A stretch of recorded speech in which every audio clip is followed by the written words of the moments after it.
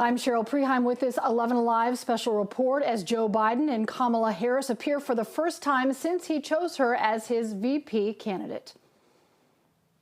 And I had a great choice, great opportunities. I had a great choice, but I have no doubt that I picked the right person to join me as the next Vice President of the United States of America, and that's Senator Kamala Harris. You know, and it seems Americans all across this nation, at least at the outset here, agree with me. Yesterday, we had our best grassroots fundraising day of the campaign, more than double our previous record. And in doing so, we set a single-day record for online political fundraising. And I think I know why. So I hope that you'll join us as well, those of you who listen today. Go to joebiden.com today. $5, $10, whatever. Kamala, as you all know, is smart. She's tough. She's experienced. She's a proven fighter for the backbone of this country, the middle class, for all those who are struggling to get into the middle class. Kamala knows how to govern. She knows how to make the hard calls. She's ready to do this job on day one. And we're both ready to get to work rebuilding this nation and building it better. As Attorney General of the largest state in the country, Kamala took on the big banks over mortgage fraud and won, took on big oil when it wanted to pollute without consequences. She was a pioneer in marriage equality and tackled the gun lobby. You know, we've all watched her in the United States Senate go toe-to-toe with Trump officials, trying to hide the truth, asking the tough questions needed to be asked, and not stopping until she got an answer. And when none was forthcoming, it was obvious what the answer was. As a member of the Intelligence Committee and the Judiciary Committee, she's been the center in the middle of the most critical national security challenges our country faces. Well aware of all the threats to this nation and ready to respond to them. As a child of immigrants, she knows personally how immigrant families enrich our country, as well as the challenges of what it means to grow up Black and Indian American in the United States of America. Her story is America's story, different from mine in many particulars, but also not so different in the essentials. She's worked hard. She's never backed down from a challenge. And she has earned each and every of the accolades and achievements that she has gained, many of them often in the face of obstacles that others put in her way, but never quit.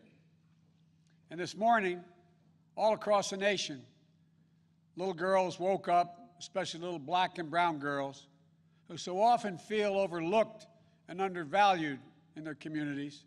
But today, just maybe, they're seeing themselves for the first time in a new way as the stuff of president and vice presidents. In her campaign in the primary, Kamala often talked about what she referred to as the 3 a.m. agenda, about moms and dads awake late at night in their kitchens, worried, scared, uncertain about how they were going to take care of their families, about how they were going to pay the bills, about how they were going to make it, simply make it. Growing up in Scranton and Claymont, Delaware, I saw that struggle with my family as well. Kamala saw it with hers as well. And millions of Americans are living that struggle as we speak, especially in this moment of crisis, especially with so many jobs lost. Kamala and I both know that all folks are looking for, as my dad would say, is an even shot. Just give me a shot, a fair shot, a shot at making it. And it'll be the work of our administration to make sure they get a fair shot. Working families need someone on their side in this nation because they certainly don't have anyone in the president now on their side. That's going to change in the Biden-Harris administration. It's going to be gratifying to see the strong, enthusiastic reaction to to Senator Harris as our next vice president. You know, it comes from people all over the country. It's already occurring all over the country, all ideological views, all backgrounds. Events, of course, we are predictable, some of them. It comes from all over, except, of course, from Donald Trump's White House and his allies. You all knew it was coming. You could have set your watches to it. Donald Trump has already started his attacks, calling Kamala, quote, nasty, whining about how she is, quote, mean to his appointees. It's no surprise, because whining is what Donald Trump does best, better than any president in American history. Is anyone surprised Donald Trump has a problem with a strong woman or strong women across the board? We know that more is to come. So let's be clear. If you're a working person, worried about whether or not you'll have a job to go to, whether or not you'll be able to pay your mortgage, pay your rent, worried about the poison in the air you breathe, the water you drink, worried about your civil rights, even your basic right to dignity, which is under attack with this administration. Kamala Harris has had your back, and now we have to have her back. She's going to stand with me in this campaign, and all of us are going to stand up for her. On January 20th, 2021, we're all going to watch Senator Harris raise her right hand and swear the oath of office as the first woman ever to serve in the second highest office in America, in this land. And then we're going to get to work fixing the mess that President Trump and Vice President Pence have created, both at home and abroad, through 4 years of mismanagement and coddling of terrorists and thugs around the world. Not only will America dig itself out of this hole they've put us in, we're going to build back, and we're going to build back better. We have a public health crisis. While he's in court trying to do away with health care, with more than 5 million reported infections, 165,000 people dead and climbing as a consequence of COVID-19. And still, months later, no real leadership or plan from the President of the United States how to get this pandemic under control. No real help for the states and local governments trying to fill the vacuum of leadership from the White House. No real help for children and educators, for small businesses and frontline workers they're ones holding our country together. Instead, he's issuing executive orders and making promises that in the end will defund the Social Security system while insisting that this virus will disappear. The Joe Biden and Kamala Harris administration will have a comprehensive plan to meet the challenge of COVID-19 and turn the corner on this pandemic. Masking, clear science-based guidance, dramatically scaling up testing, getting states and local governments the resources they need to open the schools and businesses safely. We can do this. We just need a president and a vice president willing to lead and take responsibility. Not as this president says, it's not my fault. The governor should thank me more. As that old saying goes, give me a break. We have an economic crisis with more than 16 million Americans, 16 million still out of work. Donald Trump is on track to break another record, on track to leave office with the worst jobs record of any American president in modern history. But instead of doing the hard work of meeting face-to-face with congressional leaders, Democrats and Republicans in the White House, like every other president has done in a crisis, to get Americans the relief they need and deserve, Donald Trump is on the golf course.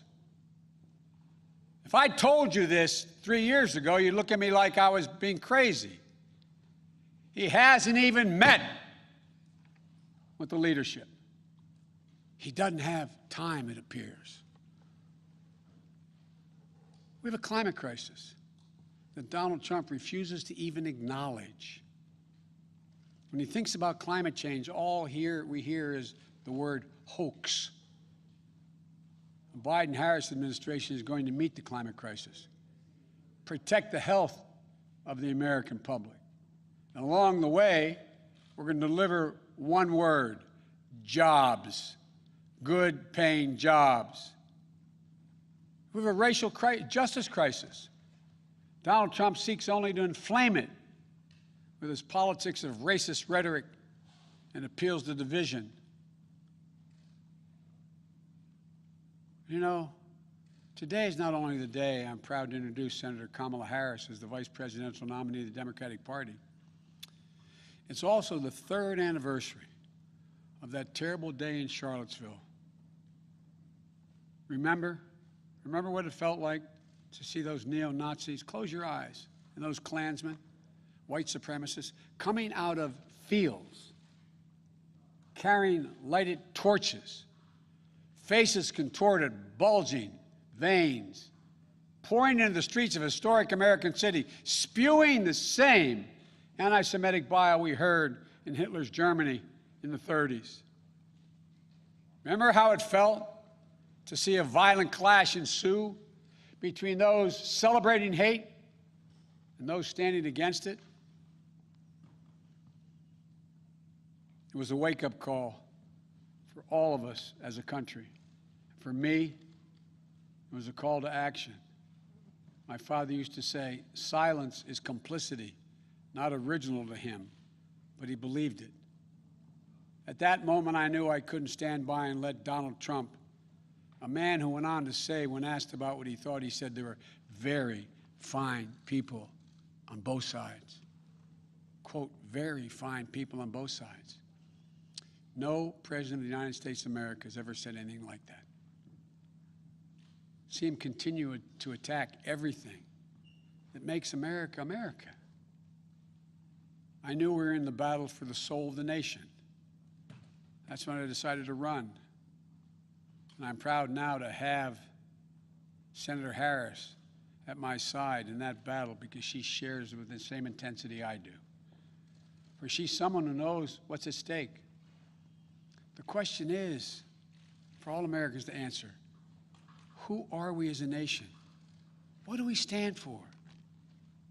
And most importantly, what do we want to be? You know, someone who knows that the future of this country is limited only by the barriers we place on our own imaginations, because there's nothing Americans cannot achieve when we put our minds to it, and we do it together.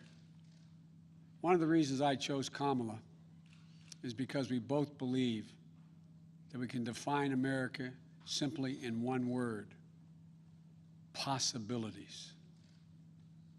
Possibilities. Let me say it again. Possibilities. That's America. That's what sets this nation apart, is that everyone, the ability for everyone, and we mean everyone, to go as far and dream as big as hard work and their God-given ability will take them. When I agreed to serve as President Obama's running mate, he asked me a number of questions, as I've asked Kamala. But the most important was, he said to me, he asked me what I wanted, most importantly. I told him I wanted to be the last person in the room before he made the important decisions. That's what I asked Kamala. I asked Kamala to be the last voice in the room, to always tell me the truth, which she will. Challenge my assumptions if she disagrees. Ask the hard questions, because that's the way we make the best decisions for the American people. I got a chance to spend some time at my home today with Kamala and Doug. And I want to thank them, and I thank them publicly for agreeing to join and take this journey with Jill and me. Doug, you're going to have to learn what it means to be a barrier breaker yourself in this job you're about to take on. America's first second gentleman. And although they're not with us here today, I want to thank Ella and Cole as well. I had a chance to speak to Doug's mom and dad and to Ella and Cole. And we're going to get our kids together to let them know what's coming. My grandchildren are about the age of their children. I got to speak to them. My campaign has always been a family affair, every campaign I've run. So I've got some news for you. You're all honorary Bidens. And here's the best part. Kamala, you've been an honorary Biden for quite some time. You know, I came first to know who Kamala was through our son, Beau Biden. They were friends. They served as attorneys general at the same time. They took on the same big fights together. Kamala in California, Beau here in Delaware. Big fights that helped change the entire country. I know how much Beau respected Kamala and her work, and that mattered a lot to me, to be honest with you, as I made this decision.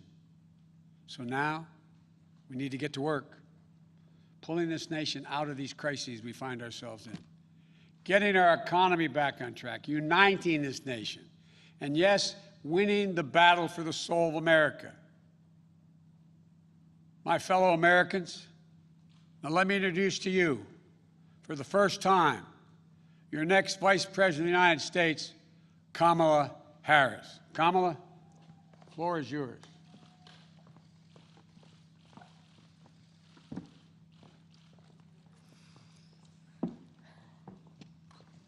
What do you want? Here you go. Thank you, Joe. Thank you. Thank you, Joe.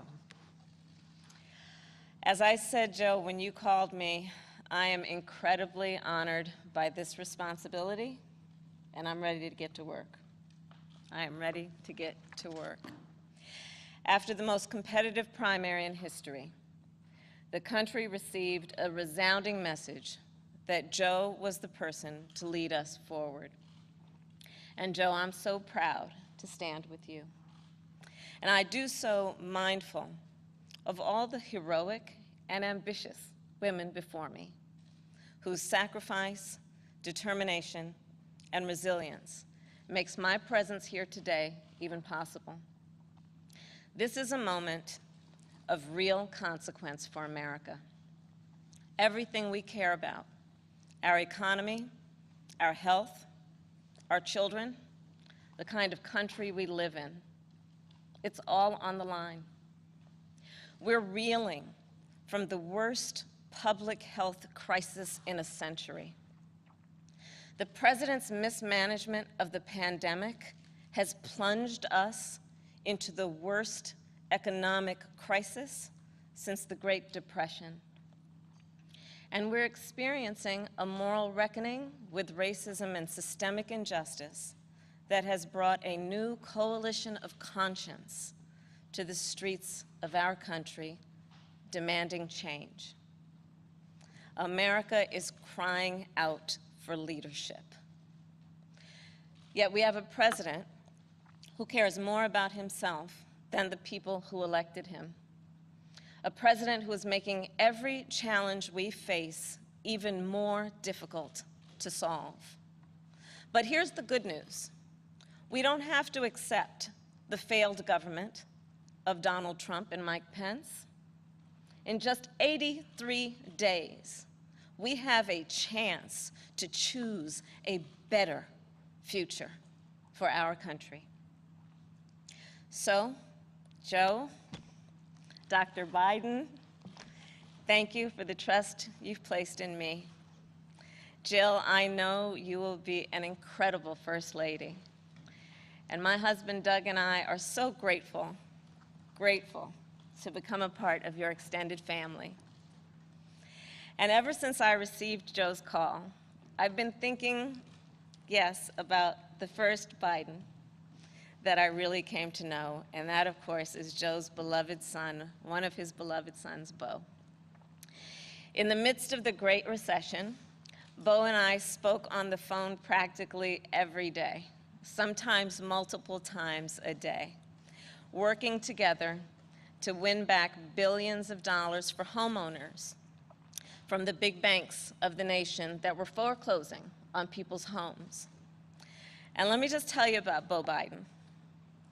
I learned quickly that Beau was the kind of guy who inspired people to be a better version of themselves. He really was the best of us. And when I would ask him, where'd you get that? Where did this come from? He'd always talk about his dad. And I will tell you, the love that they shared was incredible to watch. It was the most beautiful display of the love between a father and a son. And Beau talked about how Joe would spend 4 hours every day riding the rails back and forth from Wilmington to Washington so he could make breakfast for his kids in the morning and make it home in time to tuck them in bed each night. All of this so 2 little boys who had just lost their mom and their sister in a tragic accident would know that the world was still turning. And that's how I came to know Joe. He's someone whose first response when things get tough is never to think about himself, but to care for everyone else. He's someone who never asks, why is this happening to me? And instead asks, what can I do to make life better for you? His empathy, his compassion, his sense of duty to care for others is why I am so proud to be on this ticket. And Joe and I, yes, we are cut from the same cloth. Family is everything to me, too.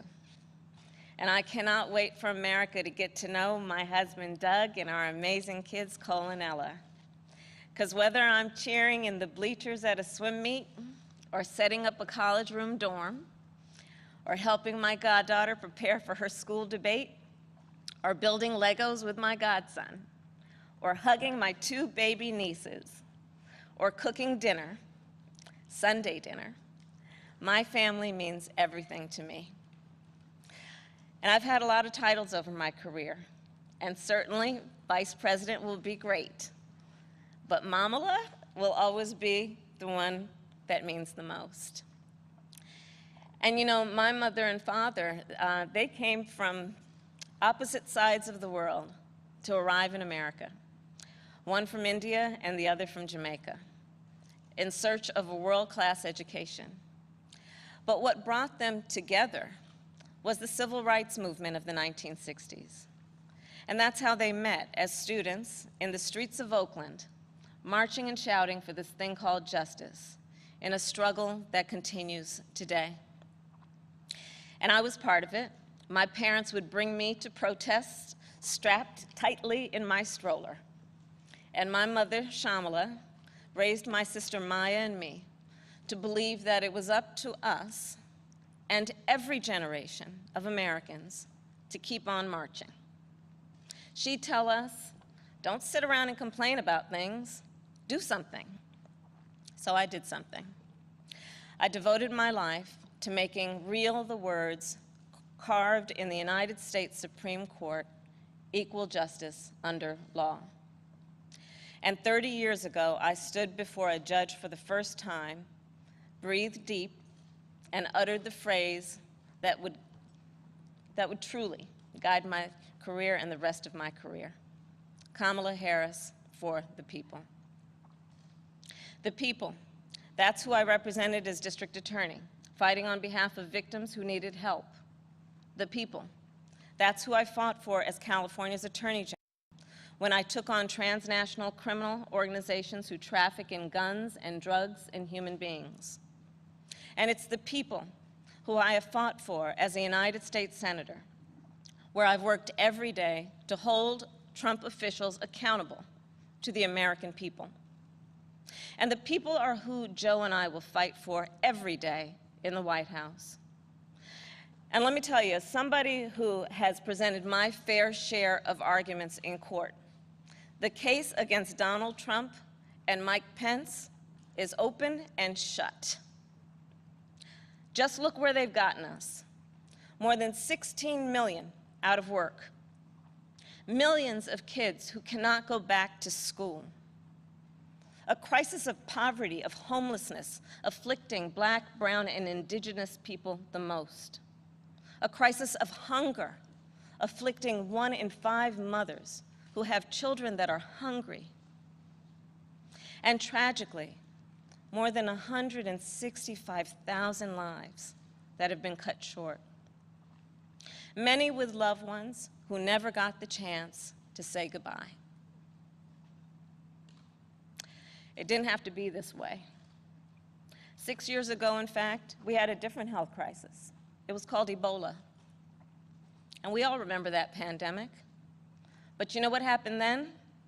Barack Obama and Joe Biden did their job. Only 2 people in the United States died. 2. That is what's called leadership. But compare that to the moment we find ourselves in now. When other countries are following the science, Trump pushed miracle cures he saw on Fox News. While other countries were flattening the curve, he said the virus would just, poof, go away. Quote, like a miracle. So when other countries opened back up for business, what did we do? We had to shut down again. This virus has impacted almost every country. But there's a reason it has hit America worse than any other advanced nation. It's because of Trump's failure to take it seriously from the start. His refusal to get testing up and running. His flip-flopping on social distancing and wearing masks. His delusional belief that he knows better than the experts. All of that is reason, and the reason that an American dies of COVID-19 every 80 seconds. It's why countless businesses have had to shut their doors for good. It's why there is complete chaos over when and how to reopen our schools. Mothers and fathers are confused and uncertain and angry about childcare and the safety of their kids at school, whether they'll be in danger if they go or fall behind if they don't. Trump is also the reason millions of Americans are now unemployed. He inherited the longest economic expansion in history from Barack Obama and Joe Biden. And then, like everything else he inherited, he ran it straight into the ground. Because of Trump's failures of leadership, our economy has taken one of the biggest hits out of all the major industrialized nations, with an unemployment rate that has tripled as of today. This is what happens when we elect a guy who just isn't up for the job. Our country ends up in tatters, and so does our reputation around the world. But let's be clear, this election isn't just about defeating Donald Trump or Mike Pence. It's about building this country back better. And that's exactly what Joe and I will do. We'll create millions of jobs and fight climate change through a clean energy revolution. Bring back critical supply chains so the future is made in America. Build on the Affordable Care Act so everyone has the peace of mind that comes with health insurance. And finally, offer caregivers the dignity, the respect, and the pay they deserve. We'll protect a woman's right to make her own decisions about her own body. root out systemic racism in our justice system, and pass a new Voting Rights Act, a John Lewis Voting Rights Act, that will ensure every voice is heard and every voice is counted. The civil rights struggle is nothing new to Joe. It's why he got into public service. It's why he helped reauthorize the Voting Rights Act and restore unemployment discrimination and employment discrimination laws. And today, he takes his place in the ongoing story of America's march toward equality and justice as the only who has served alongside the first black president and has chosen the first black woman as his running mate. But as Joe always points out, this election is about more than politics. It's about who we are as a country. And I'll admit, over the past 4 years, there have been moments when I have truly worried about our future. But whenever I think that there is a reason for doubt, whenever I've had my own doubts, I think of you, the American people, the doctors and nurses and frontline workers who are risking your lives to save others, the truck drivers and the workers in grocery stores, in factories, in farms, working there, putting your own safety on the line to help us get through this pandemic, the women and students taking to the streets in unprecedented numbers, the dreamers and immigrants who know that families belong together, the LGBTQ Americans who know that love is love, people of every age and color and creed who are finally declaring in one voice that yes, Black lives matter. All across this country, a whole new generation of children is growing up hearing the cries for justice and the chants of hope on which I was raised, some strapped into strollers of their own. And trust me, it's a song you'll never forget. So to everyone keeping up the fight, you are doing something. You are doing something great. You are the heroes of our time. And you are the reason I know we are going to bring our country closer to realizing its great promise. But to do it, we'll need to work, organize, and vote like never before, because we need more than a victory on November 3rd. We need a mandate that proves that the past few years do not represent who we are or who we aspire to be. Joe likes to say that character is on the ballot, and it's true. When he saw what happened in Charlottesville 3 years ago today, he knew we were in a battle for the soul of our nation. And together with your help, that's a battle we will win. Earlier this year, I said I'd do whatever Joe asked me to do. And so now I'm asking you to do the same. So visit joebiden.com to get involved in this campaign and vote, because electing Joe Biden is just the start of the work ahead of us. And I couldn't be prouder to be by his side, running to represent you, the people. Thank you, and may God bless the United States of America. Thank you.